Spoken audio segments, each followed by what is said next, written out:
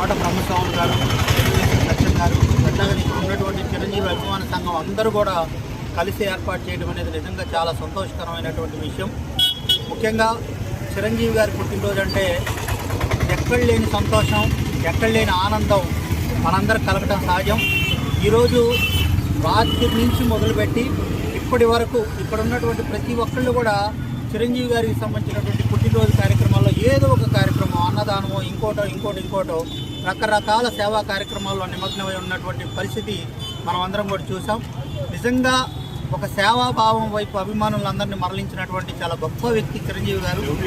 అయితే ఈ రాష్ట్ర ప్రజలందరూ కూడా చిరంజీవి గారి రాజకీయ రంగ ప్రవేశాన్ని సంతోషంగా స్వాగతించారు.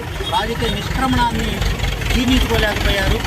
మరలా చిరంజీవి గారి కుటుంబం నుంచి పవన్ కళ్యాణ్ గారు రాజకీయాల్లోకి వచ్చి జనసేన పార్టీని పెట్టి రాజకీయ రంగంలో ఈరోజు రాష్ట్రంలో ప్రభుత్వం ఏర్పాటు చేసే దాంట్లో కీలక పాత్ర పోషించి ఉప ముఖ్యమంత్రిగా ఆయన కొనసాగుతూ ఉన్నటువంటి నేపథ్యంలో మరి అందరూ కూడా రాజకీయ రంగంలో చిరంజీవి గారి కుటుంబం అనేది చాలా కీలక పాత్ర పోషించాలి అనేటువంటి ఒక కోరిక అభిమానులందరిలో కూడా నిగూఢంగా నిక్షిప్తమై ఉన్నటువంటి విషయం కూడా మనం అందరం కూడా గమనించాల్సినటువంటి అవసరం ఉంది.